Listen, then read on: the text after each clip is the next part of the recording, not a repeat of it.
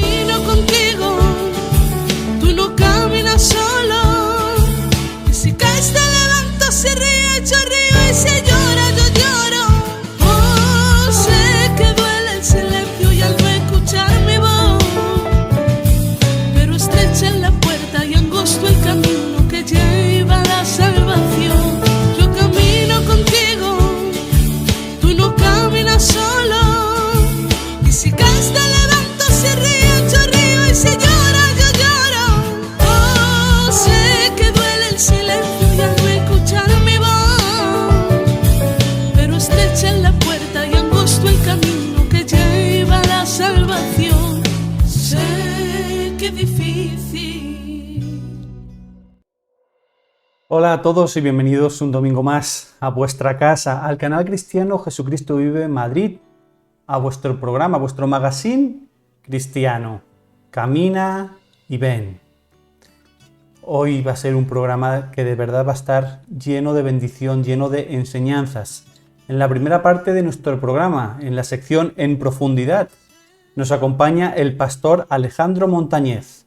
Vamos a finalizar el tema que iniciamos hace 2 semanas, en el cual titulamos Religión y política, una mezcla peligrosa.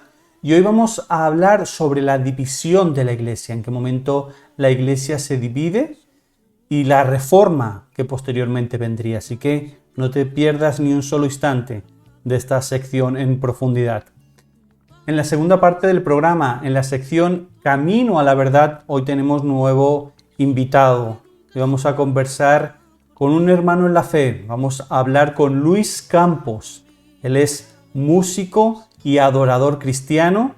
Vamos a conversar con él sobre su testimonio, sobre su conversión al Señor y muchos temas más. Así que te invito a que no te pierdas ni un solo instante de este conversatorio con Luis Campos. Pero antes de nada, sumamente importante es adorar y glorificar el nombre de nuestro Señor Jesucristo. ¿Y cómo mejor que hacerlo que por mediación de la alabanza? Vamos a ver qué es lo que nos invita a hacer la palabra hoy. Vámonos a los Salmos. Salmos número 63, versículo 3 y 4 nos dice: porque mejor es tu misericordia que la vida. Mis labios te alabarán. Versículo 4 nos dice: así te bendeciré en mi vida, en tu nombre alzaré mis manos. Es que debemos de alzar las manos para adorar siempre y glorificar al Rey de Reyes y al Señor de Señores. Así que dispón tu corazón, dispón tu mente, dispón tu alma para, juntamente con nuestro hermano Gerson Montoya, alabemos y glorifiquemos el nombre del Señor. Comenzamos. Te busco solo a ti y a nadie más. Mi alma sabe bien dónde descansará. Gimiendo en mí tu espíritu está, conociendo toda mi necesidad. Eres la fuente de mi vida, eres mi manantial. Me refresca tu espíritu, me refresca tu voz, me sostiene en tus brazos eternos de amor.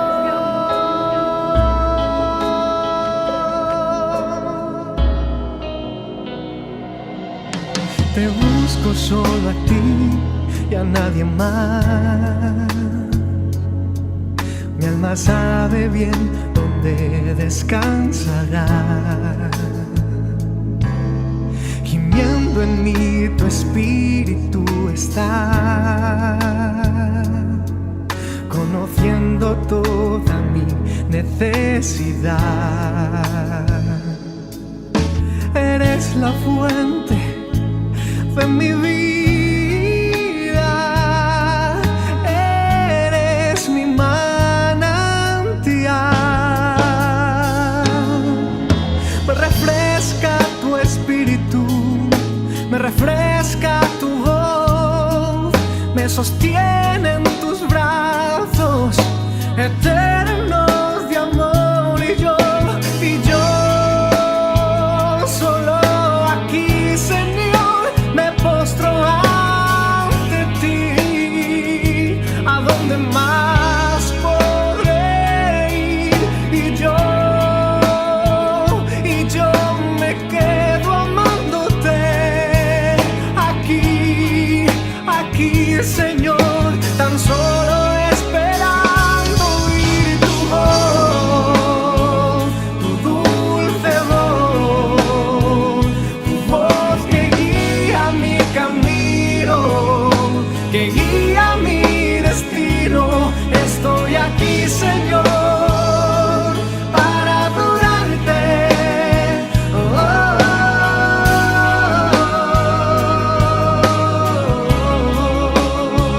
Tú eres mi todo, mi existir, mi universo, mi vivir. Sin ti se acaba todo para mí.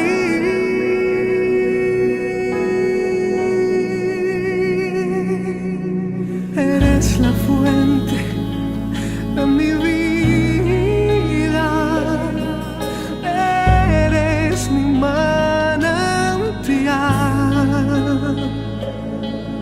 Me refresca tu espíritu, me refresca tu voz, me sostiene en tus brazos eternos, eternos.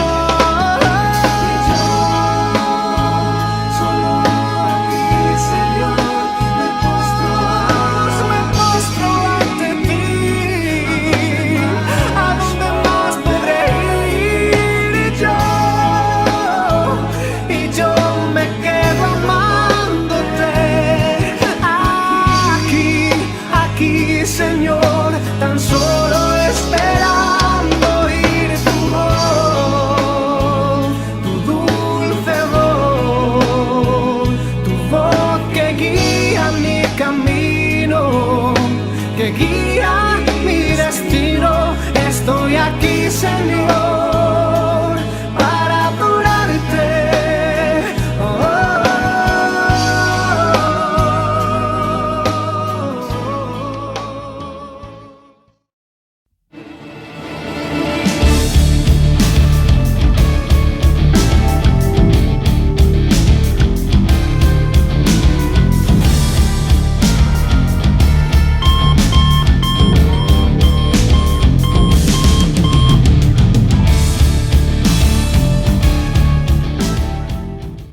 Hola a todos y bienvenidos un domingo más a vuestra casa, al canal cristiano Jesucristo Vive Madrid, a vuestro programa, nuestro magazine dominical Camina y Ven. Y la sección En Profundidad recibimos con un caluroso abrazo al pastor Alejandro Montañez. Pastor Alejandro, buenas tardes, bendiciones. Buenas tardes, Pastor Jonathan. Aquí agradecido con Dios de la oportunidad que nos da para expresar la palabra de Dios y para edificar al cuerpo de Cristo, que es lo más importante. Amén. Recordad que estamos viendo un tema súper interesante, el cual titulamos Política y religión, una mezcla peligrosa. En el programa anterior estuvimos viendo las advertencias que la Biblia nos hace, tanto en el Antiguo como en el Nuevo Testamento, sobre lo peligroso que es mezclar la religión, el amor por Dios, con lo que es la política, ¿no? Y hoy avanzamos que nos íbamos a meter un poquito en historia. Es importante y creo que es necesario que el cristiano y la persona que nos está viendo, como decía el pastor Alejandro del programa anterior, que quizá no conoce todavía de Cristo, es importante saber la historia, porque muchas de las cosas que están sucediendo hoy en día no sabemos de dónde viene o por qué, y la historia nos lo dice, ¿no? Y hablábamos de que íbamos a hablar, valga la redundancia, de Constantino, ¿no? Íbamos a hablar de Constantino y el cristianismo. Hago una breve introducción y le doy testigo al pastor Alejandro para que nos cuente un poquito más en profundidad sobre la figura de este personaje y qué sucede con él, ¿no? Constantino era un emperador romano que a partir más o menos estuvo moviéndose entre los años 306, 337 más o menos, Alejandro, después de Cristo, obviamente. Antes que él, muchos emperadores romanos eran muy hostiles, eran contrarios al Evangelio, matando y persiguiendo a muchos cristianos, como enseñamos en el programa anterior, ¿no? Uno de los grandes emperadores que cometió unas atrocidades bárbaras era Nerón, ¿no? Que comenzó allá en el año más o menos 64, cuando tomó a esos primeros seguidores del Evangelio y los detenían, los torturaban, los sumergía en aceite hirviendo, los quemaban como antorchas humanas en los palacios reales. O sea, realmente este Nerón hacía completamente locuras con los cristianos, ¿no? Pero es que, los que después vinieron, Domiciano, Marco Aurelio, Diocleciano, no fueron mucho mejores que Nerón, ¿no? Pero fijaros que llega un momento en el cual llega Constantino, ¿no? Publica un decreto, el decreto de Milán, en el año 313, concediendo la tolerancia religiosa a todos, ¿no? Parece que llega ese oasis en medio del desierto, parece que llega Constantino y que todo supuestamente se aplaca, ¿no? Hay mucha discusión, Alejandro, sobre Constantino, ¿no? Hay mucha gente que se pregunta, muchas vertientes que dicen si realmente Constantino fue sincero, no lo fue, si fue un acto, la decisión que tomó para tener más poder político. ¿Qué pasó con Constantino? Cuéntanos un poco quién es, qué hizo y qué herencia nos ha dejado el señor Constantino. Bueno, Constantino, pues, eh, emperador unificado, ¿no? Del Imperio Romano, porque en ese entonces habían dos tetrarquías, la de Oriente y la de Occidente. Constantino venía de la línea occidental y tras batallas con otros generales que también se proclamaron césares y empezaron a dominar estos dos grupos, que era el reino occidental y oriental, que llegó a unificar ambos, guerra tras guerra y intrigas tras intrigas, terminó con todos sus rivales. Y en una de sus últimas batallas dice que recibió una revelación y en el cielo se formó la figura de una X y una T, que son las dos primeras letras del nombre de Cristo, y la mandó colocar en los escudos de sus soldados y de allí obtenían las victorias. Y fue cuando este hombre, pues, le gustaba mucho la ostentación, el lujo, ¿sí? La vanidad. No se sabe si por conveniencia o por la aceptación ante todos los pueblos, ante todas las religiones que podían moverse dentro del imperio, pues él dijo, bueno, vamos a ayudar a los cristianos, pero no se sabe en ciencia cierta si era por simplemente conveniencia o la aceptación, ¿sí? La aceptación y el apoyo del pueblo cristiano que venía surgiendo a pesar de todas estas masacres y de todo lo que le sucedía a los creyentes que eran perseguidos por la política de Estado del Imperio Romano.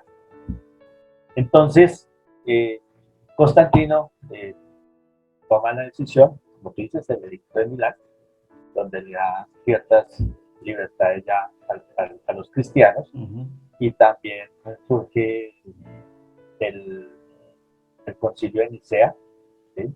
Por la famosa controversia arriana, pero pues ahora hablamos de eso. Simplemente Constantino quería congraciarse con todos, ¿sí?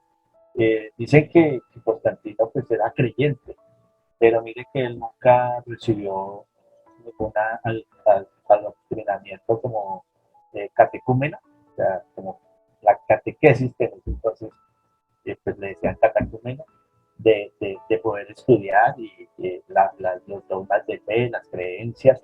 Tampoco se bautizó, sino hasta cuando estaba en su lecho de muerte fue bautizado, ¿sí? Entonces mire que tiene ciertas cosas con Constantino. También él, a pesar de que apoyaba el cristianismo, él seguía con el sol invicto, ¿sí? Lo que es el solsticio del sol, que fue una fiesta que se realizó el 25 de diciembre, y entonces los cristianos dijeron, no, nosotros no participamos de eso, ¿Entonces qué hizo? Dijo, no, tranquilos, ustedes pueden participar y dicen pues que esa es la fecha del nacimiento de Jesucristo. Y listo, todos felices, todos contentos. Por eso es que mucha gente, Ahí está. Fijaros lo que yo decía en el programa anterior, que hoy vamos a descubrir muchas cosas que hoy siguen vigentes, ¿no?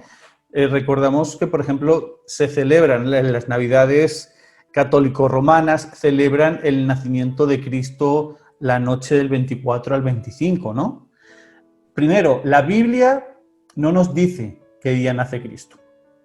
Segundo, según los libros de historia, Alejandro, dicen que para esas fechas, en la parte de Israel, en la parte palestina, hebrea, el frío es realmente muy, muy potente, ¿no?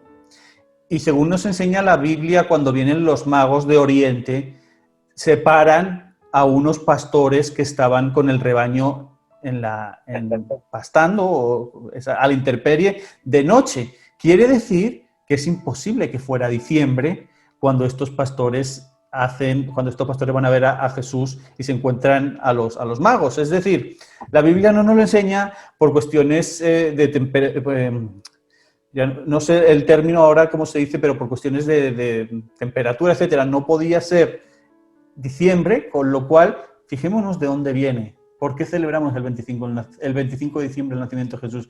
Porque al señor Constantino se le ocurrió ponerlo ese día. exacto, ahí fueron vinculantes con esas fechas simplemente pues, para que los cristianos participaran, ¿sí? Y se inventaron esto así. También, pues, al suceder esto, todos los líderes religiosos del cristianismo eh, dijeron, cesó la horrible noche, como el internacional de Colombia. Cesó la horrible noche, ahora vienen los gozosos, ¿sí? Y es cuando empieza a haber la mezcolanza ya del emperador dentro del dogma de fe, dentro de la doctrina, ¿sí?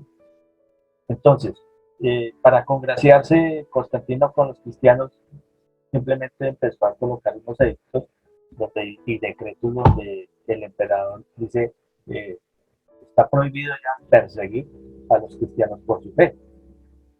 A muchos de ellos les había quitado sus terrenos, sus propiedades, sus trabajos, ¿sí? Entonces dije, ahora le van a hacer ¿qué? Devueltos.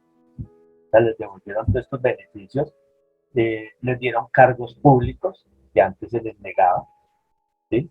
Y los exoneraron de pagar impuestos. Entonces, ¿qué pasa allí? Pues muchos que no eran cristianos, para ganar estos beneficios, para tener un puesto público, para ser exonerados de algunos impuestos, pues dijeron, sí, yo también soy cristiano. Entonces, muchos se hicieron cristianos por conveniencia y no por la convicción en la fe. Entonces, muchos de los religiosos también empezaron a ver a Constantino y decían, oh, este es el enviado de Dios, ¿sí? ¿Por qué? Porque ya no va a haber persecución, ¿sí? Ya colocaron a un hombre como enviado de Dios, ¿sí? Y actualmente siguen algunos pensando así, cuando el único enviado fue el Hijo de Dios, Jesucristo, ¿sí? Dios mismo hecho carne. Y después de que él asciende otra vez a su puesto real, ¿sí? Con el Padre, envía al Espíritu Santo, que también es Dios. Y él es el que está actualmente regente en este planeta para los verdaderos hijos de Dios, que es el Espíritu Santo. Y es el Espíritu el que está deteniendo que empiece la última semana de la profecía de Daniel, la última de las 70 semanas de la profecía de Daniel. O sea que Jesús, el Padre y el Espíritu Santo quedaron en segundo plano. ¿Ante quién? Ante Constantino, ¿sí? Entonces vemos que el Estado, a través de este emperador Constantino, empezó a influir dentro del cristianismo, ¿sí? Dentro del manejo de la doctrina, de la forma y el modelo que tenían en ese entonces como iglesia. Y es cuando el Estado empieza ¿qué? A manipular. ¿Sí? Constantino tomó como consejero espiritual a Eusebio de Cesarea. ¿Sí? Y este hombre había vivido mucha persecución, ¿sí? Por parte de Maximino Daza, que era uno de los césares del Imperio Oriental, ¿sí? Del Imperio Romano Oriental. Entonces, como Constantino digo, bueno, ahora vamos a tomar todos estos templos paganos, ¿sí? Y se los voy a entregar a quién? A la iglesia cristiana, ¿sí? Y empezaron pues entonces a recibir tantas propiedades, pues que Eusebio de Cesarea se ocupó más de administrar todos esos bienes que empezaron a ingresar a la iglesia que de la misma doctrina. ¿Sí? Por eso él casi no aparece donde está el concilio de Nicea, donde se hace el debate del arrianismo, que si Jesucristo era coexistencial con el Padre. ¿Sí? El arrianismo decía que no. Entonces ahí es cuando intervienen Pedro, Atanasio y Alejandro, que son los que, no yo, sino Antonio. Esos son los que intervienen, y Eusebio de Cesarea les dice, no, a mí no me interesa ahorita la doctrina, a mí lo que me interesa es lo que está entrando, ¿sí? Entonces, él estaba más preocupado por las comodidades, por los lujos, por todos los bienes que estaba recibiendo en ese momento. Y para nada se ocupaba mucho de las cosas doctrinales.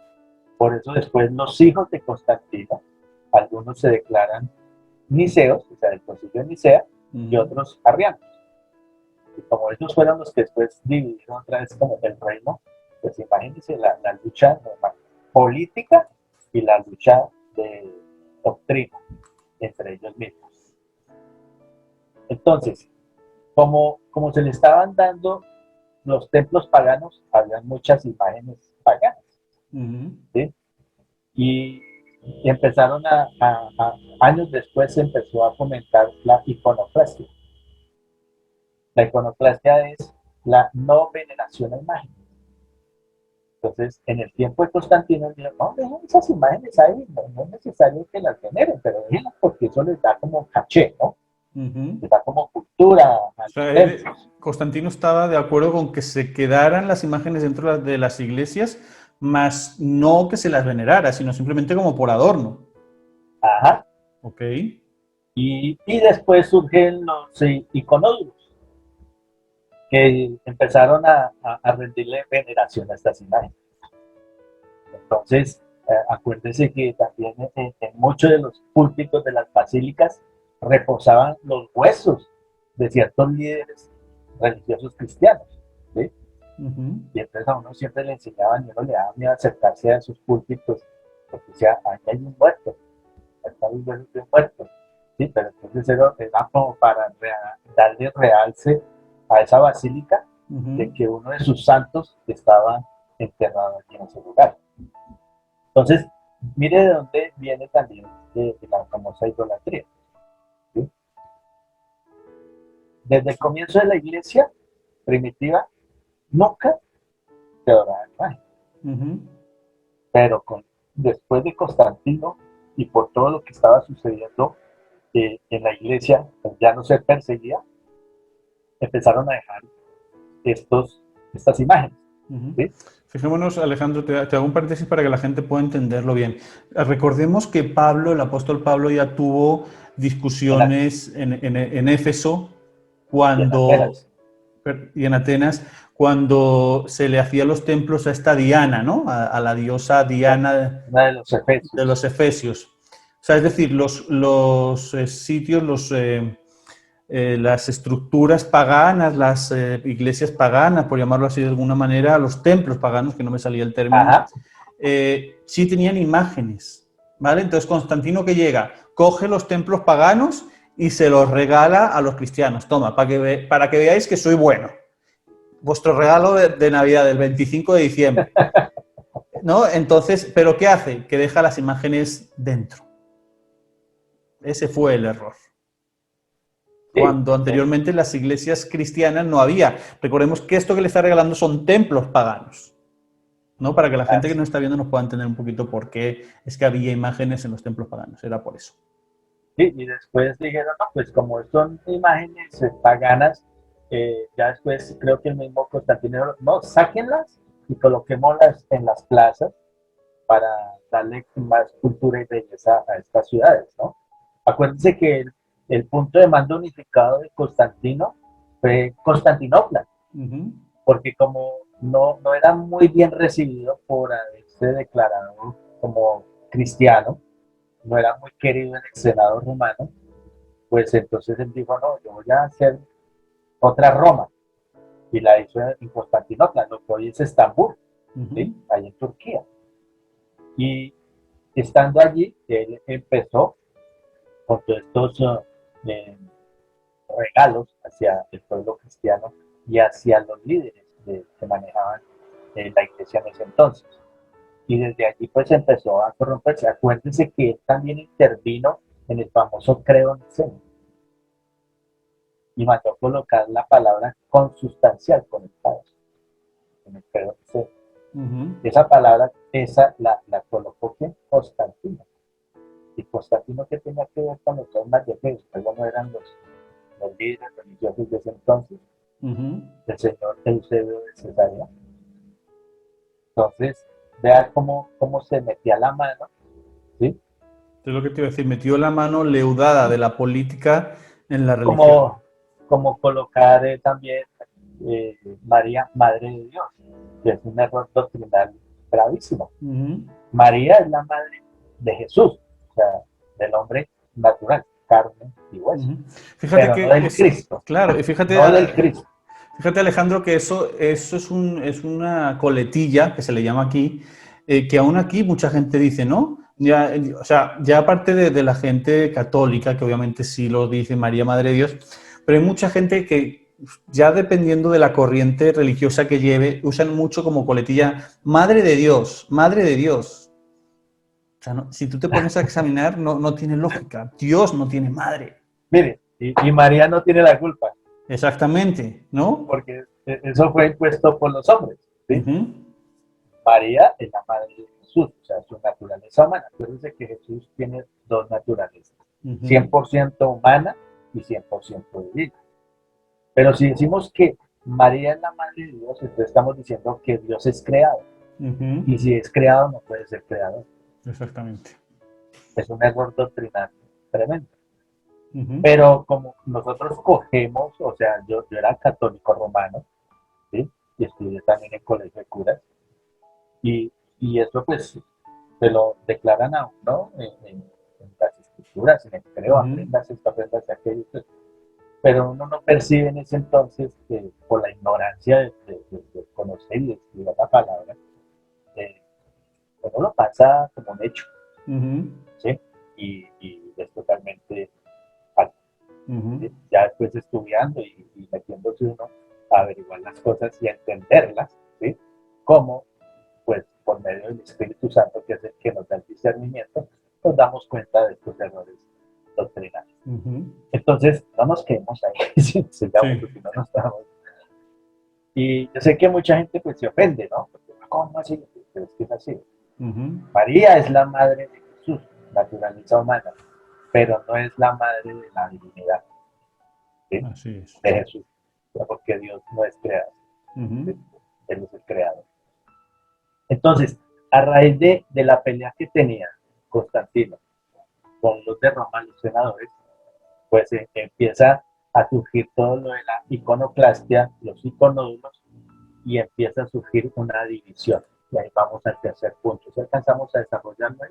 No, yo no creo que en ese tiempo, Alejito, porque nos vamos a dejar a la gente a mitad y prefiero que lo pillen desde el completo. Pero fíjate que como nos quedan aún tiempo, Alejandro, yo quiero ver alguna maravilla más de Constantino, para que hoy veamos un poco, hay algo que siempre hemos dicho, ¿no? Y hemos marcado la diferencia de algo que se hace erróneamente en la Iglesia Católico Romana. y es el tema del bautismo de los niños. Ajá. Pues el bautismo desde comienzos de la iglesia era ¿por qué? Inmersión. Por eso es bautizar es sumergir, sepultar, ¿sí? Y después de Constantino era por aspersión. Pero es Constantino el que mete este cambio en la, llamémoslo metodología, llamémoslo dogma, no sé. Él es el que mete la mano ahí y dice, no, esto no es así, puede ser así. Pues en general, Constantino pudo decirlo, pero los mismos líderes religiosos de la época del cristianismo pudieron haber puesto un alto, haber dicho no, ¿sí? Pero como estaban tan felices y contentos porque ya no eran perseguidos y tenían propiedades, ¿sí? Recuerden que después en la era medieval, los terratenientes eran los mismos obispos, los mismos cardenales, ¿sí? Porque como mandaban la gente para las cruzadas, que firmen acá las escrituras por si usted no vuelve, ¿sí? Y por eso se quedaron con las propiedades. Entonces, hay que estudiar de las famosas cruzadas porque ahí es donde se ve pues, todo esto de esta manera.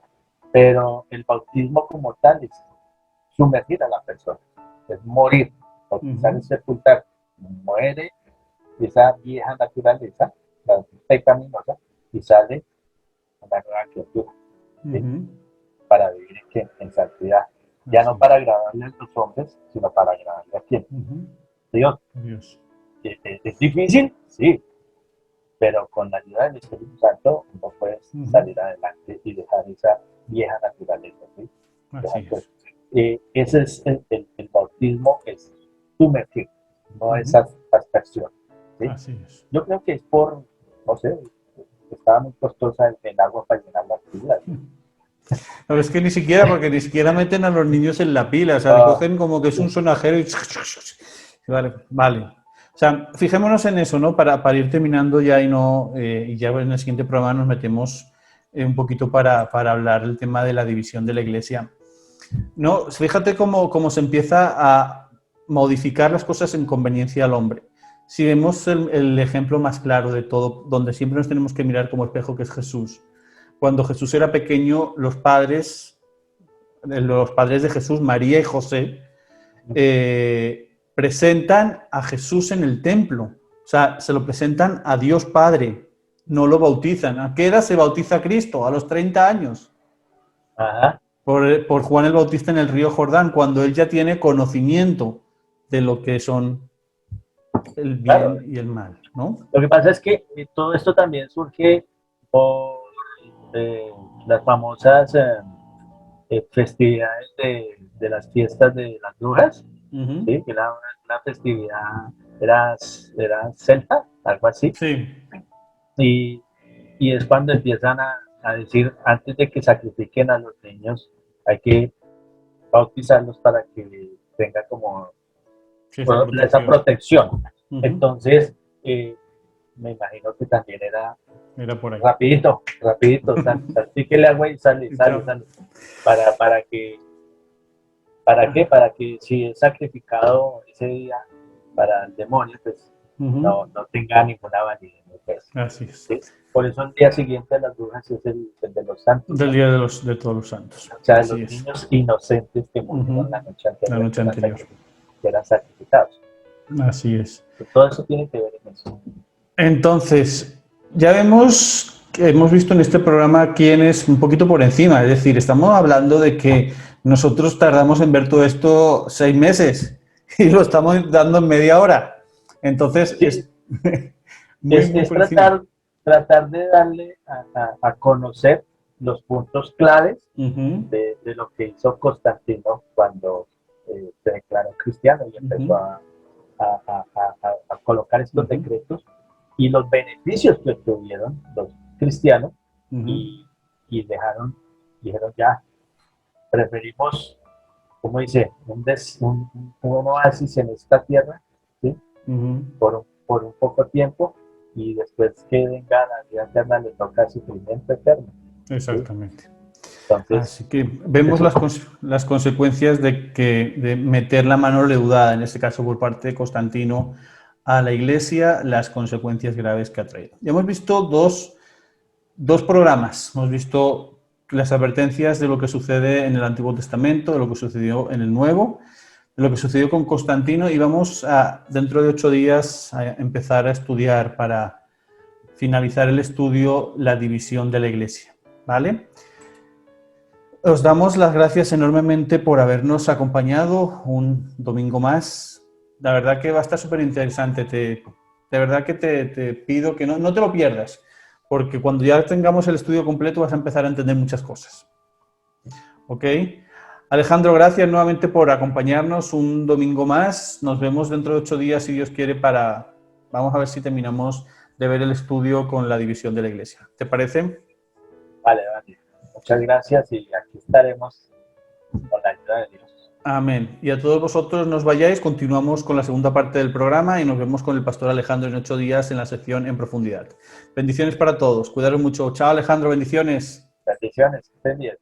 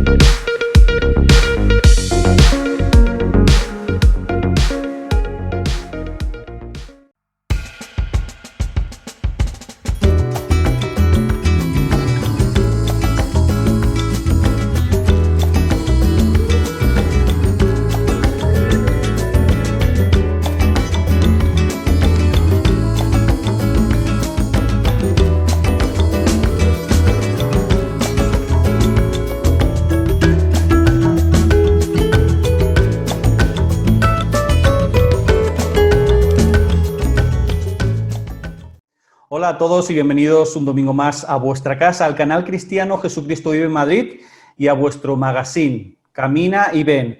En la sección de hoy, de Camino a la Verdad, tenemos el placer inmenso de compartir espacio, de compartir conversación con un hermano en la fe, con un amigo y con un varón de Dios. Hoy cogemos nuestro avión virtual y nos vamos al país maravilloso de Colombia para hablar con nuestro hermano Luis Campos. Hermano Luis, buenas tardes, bendiciones, ¿cómo estás?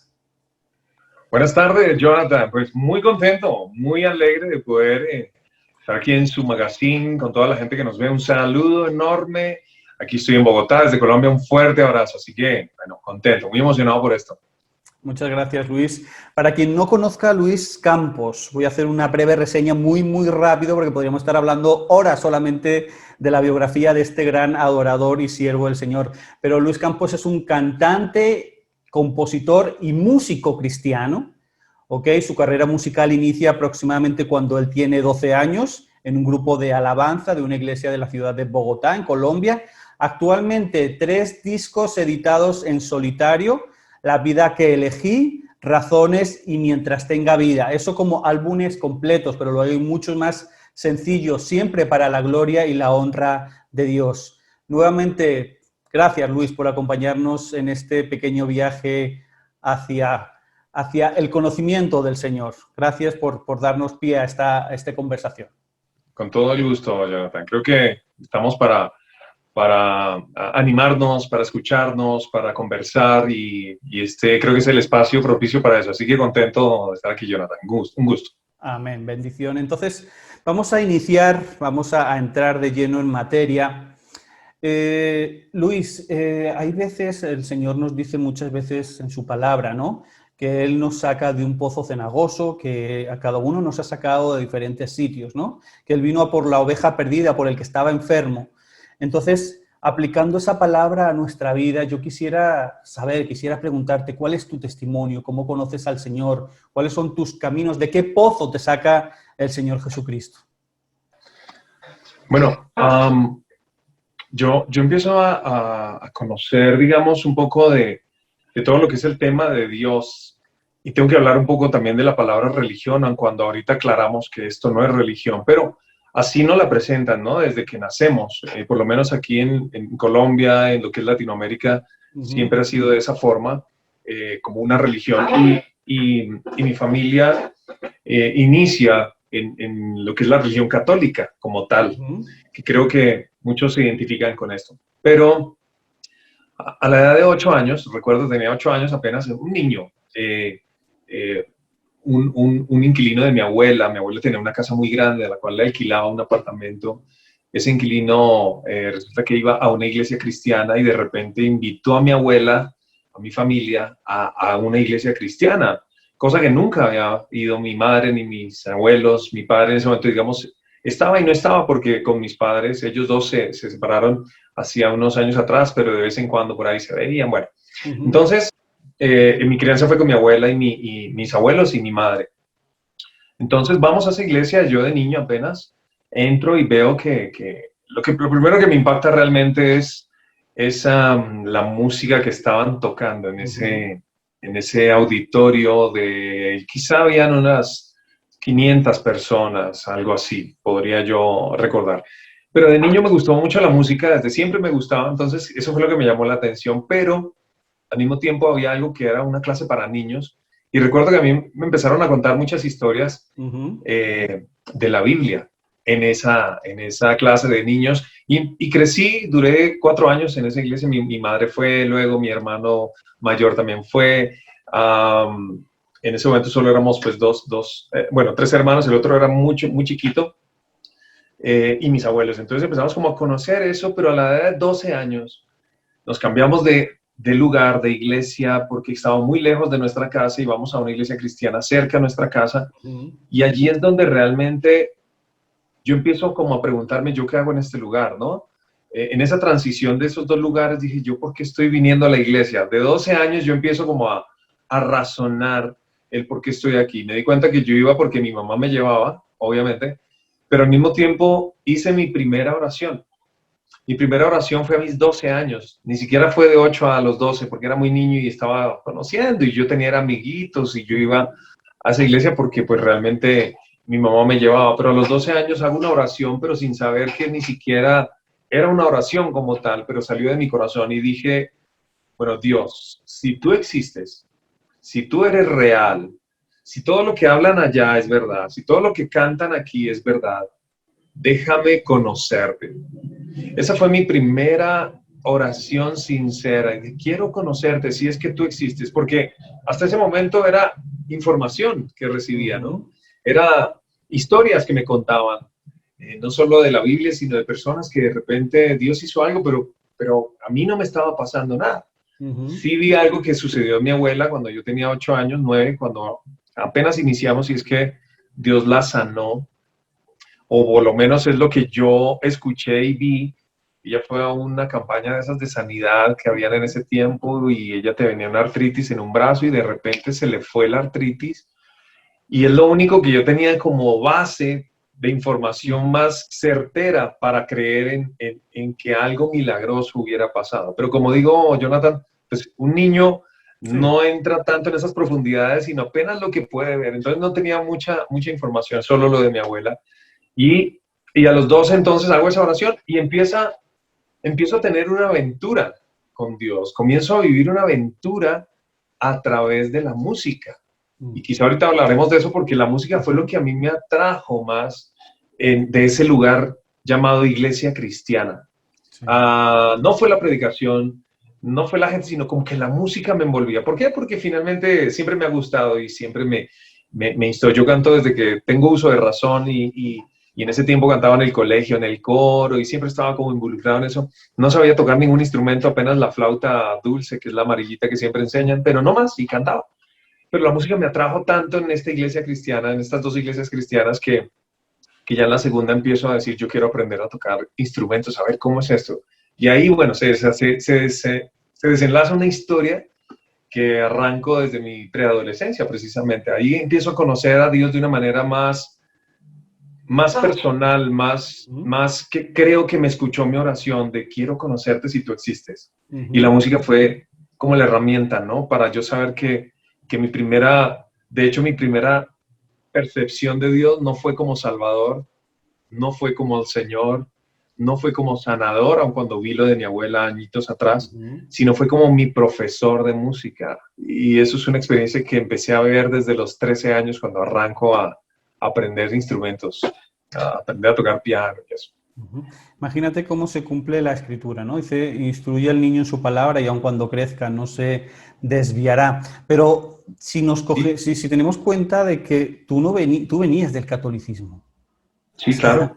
No venías del cristianismo, con lo cual hoy en día un niño que no vive en cuna cristiana, de 12 años, lo que menos va a hacer en su gran mayoría es acercarse a Dios. Y mucho menos hablarle de la manera que, por ejemplo, que tú le hablas, ¿no? Señor, si verdaderamente... Es extraño. Claro, o sea, hoy, es decir, un niño hoy, los más sanos, pues van a estar pensando en jugar. Pero luego tenemos niños y niñas de 12 años que ya con esa edad están haciendo cosas de adultos. O sea, es decir, estamos en este mundo que está completamente pervertido y Satanás sabe por dónde atacar y desgraciadamente está atacando a nuestra juventud. De acuerdo. Es sorprendente lo que nos cuentas. Con 12 años el Señor llega porque es Dios. Si el Espíritu Santo no pone ese querer en tu corazón, obviamente no lo harías, ¿no? Estamos hablando de que el Señor nos llama a diferentes etapas y hay muchas veces que cuando se habla del cristianismo parece que solamente Dios llama a adultos, pero no, Dios también llama a niños. Pues imagínate que de ahí, pues es una experiencia muy personal que tiene toda la razón, Jonathan. No es normal que un niño a los 12 años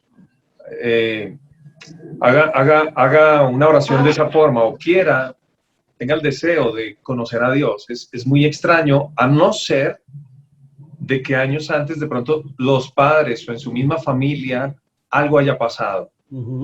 Y yo le abono eso un poco de pronto a mi familia, porque aun cuando veníamos del catolicismo, y no estoy hablando mal del catolicismo, creo que, de hecho, tengo amigos católicos que amo con toda mi alma, que seguramente conocen a Dios y aprendo de ellos también, pero obviamente hay algunas formas de manejos que son las que de pronto a veces son las que se discuten, ¿no? Que el catolicismo lo ve así, que el cristianismo así, pero finalmente tenemos el mismo Dios. Tenemos el mismo Dios y eso para mí es más importante que cualquier otra forma de trabajo. Entonces, digamos que no hablo mal de eso, pero sí venimos de allá en donde no teníamos mucha información, donde todo era un poco más, puedo decir ahora sí, religioso, es decir,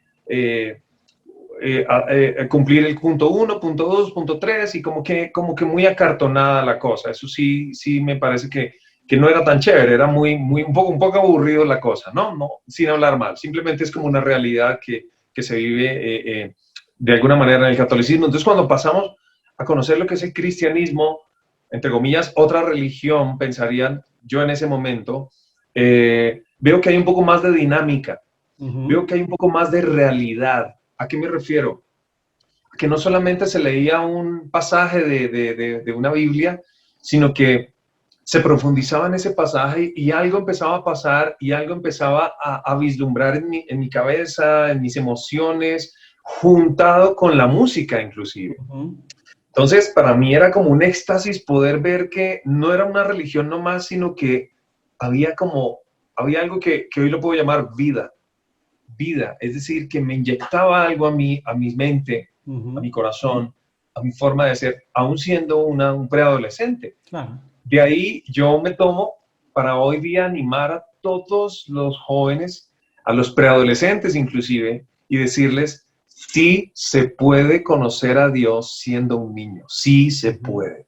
Exactamente. De diferentes maneras, claro, todos somos diferentes, tenemos formas de ser diferentes, temperamentos diferentes, pero se puede porque yo lo logré, porque yo me dispuse, creo que es importante eso, ¿no? Me dispuse y dije, si eres real, porque yo no sabía si existía, pues muéstrame, ¿cómo eres? ¿Dónde estás? ¿Cómo hablas? ¿Cómo actúas? ¿De qué eres?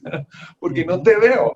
Y ahí empieza, nuevamente retomo el tema de la música, a pasar algo muy bonito. Exactamente, es que es un poco lo que tú dices, es decir, hay que marcar las diferencias, ¿no? Yo siempre digo eso, es decir, si Dios nos quita ese velo, Jesús nos quita ese velo que nos ciega, es porque hay algo que no estamos haciendo correctamente, ¿no? Es lo que tú estabas diciendo de lo del catolicismo. Yo también vengo del catolicismo y recuerdo de niño que uno iba a la misa, entonces uno escuchaba al cura recitar la Biblia, ¿no? Pero claro, una cosa es recitar y otra cosa es conocer. Ahí está la gran diferencia. O sea, es decir, para conocer a Dios hay que estudiar, hay que leer su palabra. No solamente leerla, sino masticarla, introducirla en nuestra vida, en nuestra mente y en nuestro corazón, ¿no? Y ahí es cuando hay cambio, ¿no? Ahí es cuando realmente la palabra actúa y es, como dice esa palabra, viva y eficaz, que atraviesa el alma, los tuétanos y las coyunturas y discierne los pensamientos, ¿no? Es cuando la palabra de Dios es eficaz. Y vemos lo que decía antes, reitero, algo que es muy importante con el llamamiento que estaba haciendo Luis. Dios también llama a niños, porque él en su palabra dice, dejad que los niños se acerquen a mí, porque de ellos es el reino de los cielos. Entonces, importante eso, que también como niños, dejad que los niños se acerquen a Dios. Porque es que es maravilloso, yo creo que no hay nada más bonito, y yo, por ejemplo, lo hablo desde la experiencia de mi hija. Para mí es un orgullo como padre ver cómo ella aprende el Evangelio, cómo aprende Biblia y cómo aprende un estilo de vida, que es lo que Luis decía al inicio, ¿no? No, seguir a Cristo no es una religión, es un estilo de vida que ella como niña lo está acogiendo, lo está adaptando y lo está poniendo en práctica. Yo creo que no hay nada más bonito que eso. Sí, no, creo que, y sin quitar y sin negar la niñez, sin negar cada etapa de la vida, porque quizá a veces se piensa que lo de Dios y todo el tema de conocer a Dios es para mayores o para grandes y que después ya se pierde uno de etapas de la vida. No, todo lo contrario, es vivir cada etapa de la vida de una mejor manera inclusive. Yo no me arrepiento de hacer esa oración a mis 12 años porque empecé a conocer a un Dios que no era una religión, cosa que de pronto en mi colegio me habían dicho, cosa que de pronto hasta en mi casa en algún momento me habían dicho, me hago entender, pero no, empiezo a ver una realidad espiritual diferente a la que quizá yo había escuchado o me habían enseñado, con muy buenas intenciones quizá, pero que quizá era un poco distante de lo que era realmente Dios, que para mí Dios no es religión, no lo es, o sea, de hecho, y lo digo con mucha tranquilidad porque yo fui un hombre religioso también, en algún momento dado caí en eso y digo, bueno, fue parte de mi vida, pero dejé eso a un lado precisamente para ir detrás de lo que realmente significa Dios, que es vida, que es estilo de vida, que es abrazo, que es bendición, es acompañamiento. Aparte de eso, pues salvación, obviamente. Así es, completamente de acuerdo. Y qué bonito que podamos aceptar eso y romper ese estigma, ese falso velo que hay, ¿no? Que muchas veces cuando hablamos de Dios es todo, ay, no, es que entonces todo es tengo, me obliga, me prohíbe. O sea, Dios es un estilo de vida. Si tú conviertes a Dios en tu estilo de vida, de verdad que todo... nos acompañaba en el primer programa Pedro Pallares, el actor colombiano Pedro Pallares, y nos ponía una anécdota que le había pasado en un taxi evangelizando. Iba en un taxi y se puso a hablar con el taxista. Y el taxista le dijo, pero es que resulta que vosotros los cristianos no podéis hacer nada porque se os prohíbe todo. Es que no es así. Es que es uno que a uno le nace cuando conoce la verdad, el no seguirse contaminando con las tinieblas, el no seguir, o sea, es decir, Dios no, o sea, ¿cómo te explico? Ya es uno mismo el que siente rechazo cuando está en sitios no agradables, ¿no? Porque dice, vosotros sois de estáis en este mundo, mas no sois de este mundo. Y ahí empiezan un poquito las diferencias. Es un estilo de vida y Dios es un cambio, ¿no? Sí, de acuerdo. Creo que la parte de... Pues entiendo esa parte de prohibición, porque él también lo viví hace años atrás, ¿no? Cuando... creo que es una imagen distorsionada de lo que lo que fue en algún momento dado el cristianismo, y fui víctima también de eso, pero ni siquiera ya hoy día se puede tener, digamos, no estoy en contra de las personas que en algún momento dado lo enseñaron, creo que también vienen enseñados de esa forma, de más atrás. Es también querer avanzar y está en cada uno de nosotros poder disponernos para preguntarle eso a Dios. Dios, ¿cómo eres realmente? ¿Qué eres tú? ¿Cómo es que tú actúas en el mundo? ¿Cómo es que tú le puedes hablar a una persona? ¿Cómo es que tú puedes sanar? ¿Cómo es que tú puedes ser padre? ¿Puedes ser amigo? ¿Cómo es que tú puedes ser un esposo? ¿Cómo es que cuando preguntamos eso con sinceridad y con disposición, pues va a venir una respuesta de alguna manera de Dios, y ahí es donde encontramos como que, no es prohibición, no es 1, 2, 3, 4 y un resultado exacto, no, es simplemente esa búsqueda genuina, ¿no? Del corazón, que de repente se va dando uno cuenta, es que esto me conviene, pero también con Dios ahora me doy cuenta que esto no me conviene. Entonces, y ahí toma uno la decisión de hacer y dejar de hacer, ¿no? Como Pablo decía, todo me es lícito, claro, pero no todo me conviene. Y quiero no solo aplicarlo al mundo alrededor en el que estamos, sino aún dentro de la misma religión, aún dentro del mismo catolicismo, cristianismo.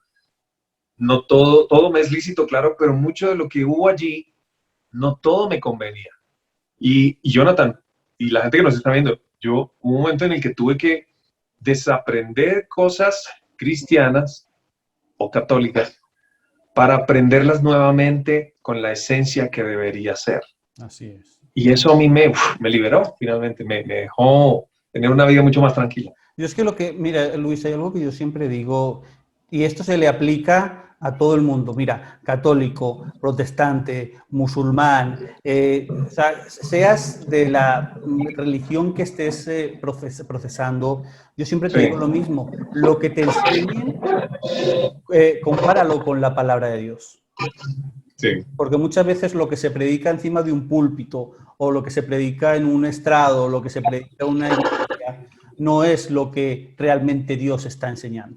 Tenemos que aprender a identificar la palabra del hombre a la palabra de Dios. Lo que te digo, si lo que está predicando o enseñando esta persona, este pastor, es lo correcto, cógelo. Lo que no, lo que tú dices, deséchalo. De acuerdo, sí, de acuerdo. Ya está en cada uno. Exactamente. Continuamos, Luis. Estábamos hablando al inicio, en la introducción, de que actualmente tienes 3 discos en solitario de alabanza, de adoración a nuestro Señor Jesucristo. Queremos saber un poquito más, Luis. Cuéntanos un poquito sobre tu ministerio musical, cómo comienza, cómo se desarrolla, hasta por dónde has tenido que pasar para dar a luz a estos 3 hijos musicalmente hablando. Sí. Bueno, digamos que la música ha sido vuelvo y digo esta palabra, me gusta, una aventura también. En medio de conocer a Dios ha sido una aventura, pero la música también. Y he vivido muchas experiencias, ¿no? Comencé lo de la música siendo director de alabanza de una iglesia, precisamente una iglesia de Filadelfia. Por eso conozco las iglesias de Filadelfia aquí en Colombia. Durante 8 años estuve allí dirigiendo toda la parte musical, el grupo musical. Tenía 14 años apenas cuando inicié a dirigir la alabanza. Una linda experiencia que me dio mucho conocimiento, me dio mucha experiencia, aún siendo muy pequeño, pero estaba feliz haciéndolo. Luego paso a otra iglesia a dirigir la alabanza también, que se llama El Lugar de Su Presencia, aquí en Bogotá, en donde ya entro a la parte de lo que es la grabación. Ahí empiezo a experimentar qué es entrar en el estudio, grabar, empezar a aprender a producir, a hacer arreglos, bueno, aparte de dirigir la alabanza como tal dentro de lo que es en la iglesia. Y luego de esos 8 años, fueron 16 años ahí seguidos en esos 2 lugares que amo con toda mi alma, de hecho, ya nace como la iniciativa de hacer y grabar mi música. Ahí viene el primer disco mío como solista, pero antes de eso había grabado ya un disco con la iglesia, había producido 3 discos más para un disco de niños, otro disco de oraciones de un comunicador social aquí que trabajaba en un canal muy importante aquí en Bogotá, con oraciones. Entonces ya había tenido como esa escuela un poco y todo para sumar, para hacer mi primer disco como solista, mientras tenga vida. Nace y sale en el 2007, digamos que ese primer disco como solista, después de haber hecho y trabajado con otras personas en producción. Y es como, ahí vacié todo mi gusto musical, ahí vacié todo lo que tenía guardado durante mucho tiempo en Mientras Tenga Vida. Es un disco muy romántico, un disco pop, un disco con letras muy poéticas también, basadas muchas en partes favoritas que tengo de la Biblia, pero también en experiencias mías, personales. Y no, pues fue el comienzo de esta carrera como solista, digámoslo así. Armo mi banda, mis músicos, que de hecho algunos músicos han pasado por mi banda y sigo manteniendo mi banda cuando se requiere para los eventos que se requiere, pero también lo hago solitario en el sentido de eventos donde no necesitamos la banda y voy con piano y pista y tenemos un tiempo de administración o de conferencia. Bueno, todo esto me ha abierto como muchas puertas. Luego nace, 2 años después sale el disco Razones. Razones es un disco que es más juvenil, es con un sonido más, tiene muchas más guitarras, pero manteniendo la parte ya un poco más de lo que es la alabanza y la adoración. El primero fue muy poco, muy romántico, sí. El segundo ya un poco más para la alabanza y la adoración, con una franja de 20 minutos en la mitad del disco, en donde pones la cuarta, quinta, sexta y séptima canción y te puedes meter en la presencia de Dios de una manera muy, muy especial en la adoración, hablando de Razones. Pero tiene canciones un poco más rápidas, que pues es, digamos, como digo, un poco más juvenil, más dinámico también en ese sentido. Estos 2 discos trabajados junto con MB Records, que es la productora, digamos, de mi hermano Alex Campos, pero también en conjunto con Grupo Canción, con la disquera Canción. Así que pues tuvo un despliegue muy especial, muy bonito en todo el continente y lo bueno es que pude hacer muchísimos eventos, conciertos, presentaciones en todo el continente, empezando aquí en mi Colombia, pero también en diferentes países de todo el continente americano. Y después de un tiempo pasa algo y es que tengo que crecer un poco más y creo que todos los músicos, todos los que hacemos arte, vamos buscando por dónde ir haciendo cosas del corazón, pero para ir avanzando y poder llegarle a más personas. Y hacemos una alianza después hago una alianza con Vástago Producciones, que es la disquera de Jesús Adrián Romero, en donde nace mi tercer disco solista, que se llama La Vida que Elegí. Un disco totalmente diferente a los anteriores, en cuestión de producción, en cuestión de letras. Por primera vez entran a participar otros compositores. Los 2 discos anteriores los escribí yo solamente, pero ya en este disco Jesús Adrián escribe algunas canciones para mi disco y también otro amigo que tengo aquí en Bogotá escribe conmigo una canción que hace parte de este disco también. Entonces, viene acompañado de otros productores, también con un bagaje muy importante, como lo es Emanuel Briceño y Toby Tobón, que son músicos de un gran artista que es Juanes, que es colombiano.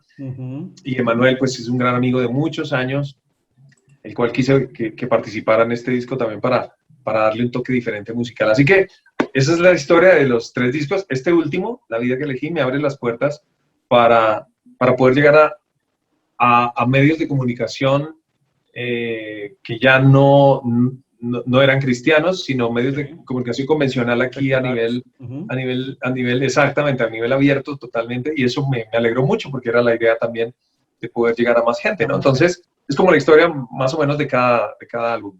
Qué bendición, Luis, de verdad que Dios sabe cómo hace cada cosa y con qué propósito lo hace, ¿no? Todo ese recorrido, ese bagaje y lo que tú dices es muy importante, no solamente llegarle al pueblo de Dios, hay muchas almas que se están perdiendo y muchas personas que se han convertido al Evangelio simplemente porque Dios ha utilizado la alabanza para romper esa coraza que muchos corazones tienen, ¿no?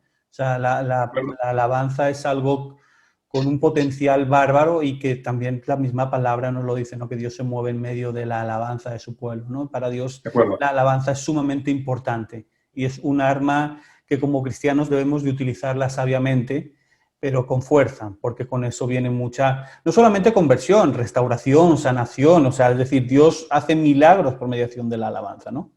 Y qué bendición poder tener esto, y esto nos da chance para hacerte la última pregunta antes de finalizar el programa de hoy.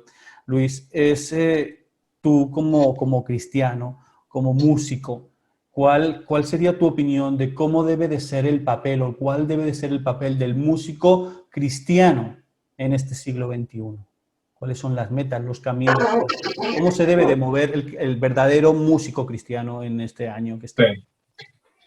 Pues yo creo que, a ver, esto hay que verlo como un estilo de vida. Entonces, el que un músico tenga a Dios en su corazón es un estilo de vida, no es una religión. Tengo que partir de ahí porque no es querer impresionar a nadie, no es querer sentirse que es el salvador de nadie, porque a veces sucede que el hecho de tener la verdad, que es nuestro Jesús, que es nuestro Dios, que es su salvación, sentimos que los demás son menos que nosotros, solo porque tenemos eso. Y creo que es todo lo contrario, es mostrar más bondad, es mostrar más amor, es mostrar compasión. Me refiero a un músico que pueda estar en una iglesia, claro que sí, porque pues digamos que está llamado a eso directamente, a servir ahí, en su iglesia. Pero también me refiero a un músico que tiene a Jesús en su corazón, en su vida, pero que no trabaja en una iglesia, sino que es un músico que trabaja con otro artista, o que trabaja produciendo para otras personas, o que trabaja en otro medio de música publicitaria, de música para televisión, de música para cine, para radio, para, como les digo, para otros artistas también, para otros frentes que tiene la música. Ahí esa persona, si ese músico tiene a Jesús en su corazón, en su vida, es lo mismo, es mostrar esa misma bondad, es mostrar esa compasión, es mostrar esa salvación de Jesús, pero de una manera natural. Esto no para impresionar a nadie, sino simplemente tiene que nacer de la relación que yo tengo con Dios. Uh-huh. A mí me hace músico el ensayar, obviamente el practicar, me hace mejor cada día el estar pendiente de cómo está la música hoy día para poder entonces ver cómo se puede hacer algo mejor, una mejor versión de la música, un mix de algo que necesito hacer, pero tengo que estar ahí pendiente. Asimismo, soy un músico, soy una persona cristiana dando a conocer de Jesús cuando estoy conectado con Jesús. Uh-huh. Si estoy conectado con Jesús, voy a mostrar eso. Si no lo estoy, pues de alguna manera se va a notar también, ¿no? Entonces creo que va acompañado de talento Uh-huh. y acompañado de esa espiritualidad que se hace estando con el Señor, buscándolo. Entonces, tengo algo que me pasó, bueno, son muchas anécdotas, pero una que recuerdo ahorita, estábamos haciendo un comercial, yo hice música para publicidad, para marcas y para telenovelas, para televisión, para radio hace un tiempo atrás, y en una de esas marcas, una marca muy, muy, muy nombrada, quiso cambiarla, una marca de una aerolínea. Es una aerolínea que iba a cambiar la música. Llamaron a la persona que lo estaba haciendo, que es un gran amigo mío, y me dijo: Luis, necesito tu voz para hacer la canción. Y llamó a otras voces que él tenía como proveedores para poder mirar. Y eran unas voces increíbles, increíbles. Son las mejores voces que tiene Colombia. Esa agencia de publicidad tenía las mejores voces de Colombia para hacer música publicitaria. Y éramos como 20. Entonces nos contó: vamos a hacer esta canción, vamos a hacer esto y esto, listo. Y solo una persona iba a ser el solista de esa canción para esta marca, que pues era una aerolínea es una aerolínea muy importante. Entonces, de repente, bueno, ¿quién va a ser? Todos pensábamos, bueno, dije, aquí hay unos cantantes espectaculares, el nivel es súper alto, seguro se lo van a dar a esta persona o a esta persona. Cuando de repente me dice: bueno, Luis, usted va a ser el solista. Y yo le digo: wow, o sea, estaba entre todos, le dije: bueno, gracias, no le dije mucho, sino, bueno, muchas gracias, pero después aparte, dije: pero aquí hay otros cantantes increíbles. Sí, pero pero Luis, quiero dárselo a usted, usted tiene una luz especial. Así que no solo su talento, usted tiene algo más y yo quiero que usted sea el solista de esta canción y los demás van a estar cantando, pero haciendo coros. Entonces, como digo, va junto con el talento esa luz que tenemos dentro que es Jesús. Y eso lo va a notar la gente. Eso lo va a ver la gente. No necesariamente hablando, hey, yo soy cristiano. No, nuestra actitud, el hecho de saludar, el hecho de abrazar, el hecho de saber escuchar, el hecho de simplemente aportar con mi talento cómo puedo hacerlo de la mejor manera, sabiendo que Dios es procuro que sea el número uno en mi vida. Digamos que eso se va a ir notando. Entonces, ¿cómo un músico puede hacerlo? De esa forma. En una iglesia, pues es más fácil porque estamos directamente allí trabajando y sirviendo al Señor, pero cuando no es en una iglesia, espectacular, y también aplaudo eso porque son gente que se necesita en otros escenarios, en otros lugares, en otros medios, en donde no se dice Jesús para nada, pero su vida lo está diciendo, su vida propia. Su testimonio, ¿no? Dice que por sus frutos los conoceréis. Sí. Así es como debemos de ser ese reflejo, ¿no? Tal y como decía el apóstol Pablo, sed imitadores de mí, dice Pablo, al igual que yo lo soy de Jesús. Así es como debemos de ser. De acuerdo. Mi hermano Luis Campos, nos hemos quedado sin tiempo en esta primera parte del programa y me gustaría invitarte la semana entrante. Hay muchos temas que nos han quedado que quiero comentar contigo enfocados en juventud, enfocado en doctrina y enfocado en la actualidad. Quiero saber opiniones tuyas sobre la actualidad, o sea que si me aceptas la invitación, nos vemos en 8 días y continuamos hablando. ¿Te parece? Claro, yo encantado. Gracias, Jonathan. Un saludo a todos y nos vemos la próxima semana. No se lo pueden perder. Perfecto. Gracias, Luis, por acompañarnos. A todos vosotros. Recordad, nos vemos en 8 días. Continuamos hablando con nuestro hermano Luis Campos. Que tengáis una maravillosa semana y miles de bendiciones. Chao, bendiciones.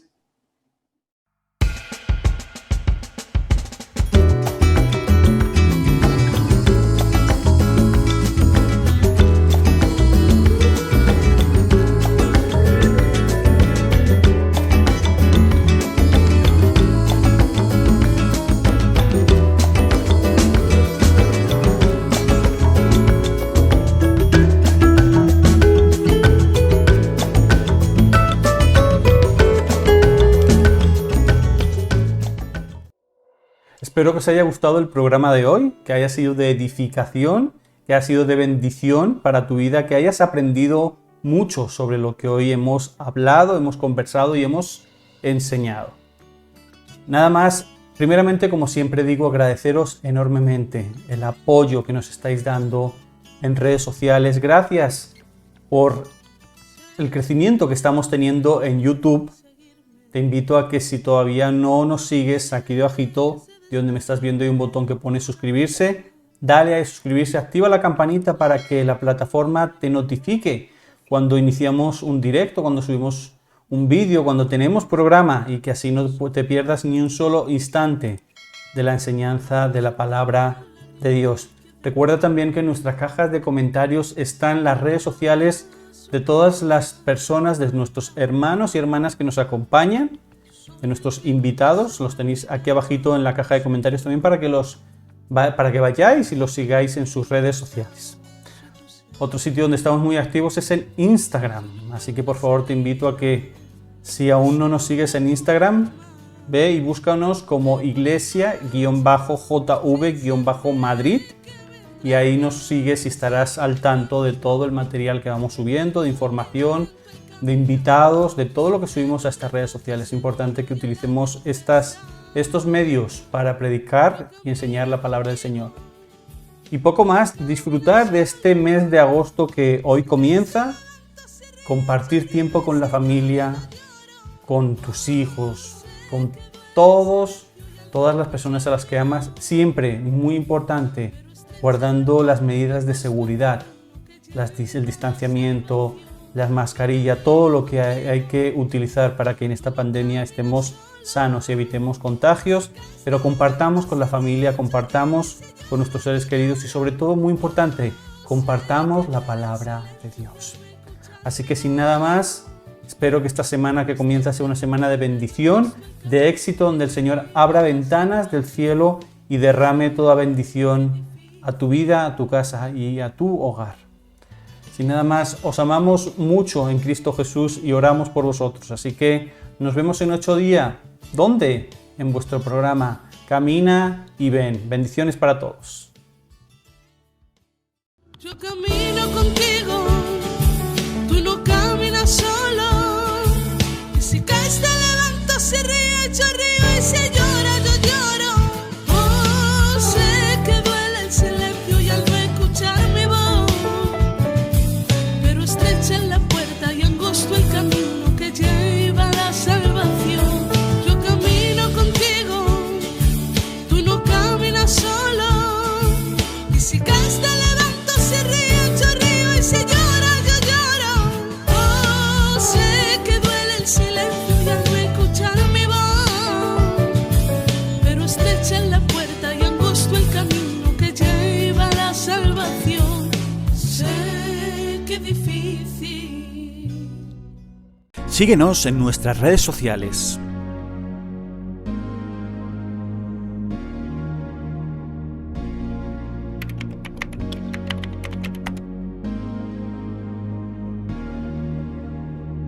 Nos encontrarás en Twitter como JV Madrid, en Instagram como Iglesia Cristiana_JV_Madrid, en YouTube como Iglesia Cristiana JV Madrid. Te esperamos.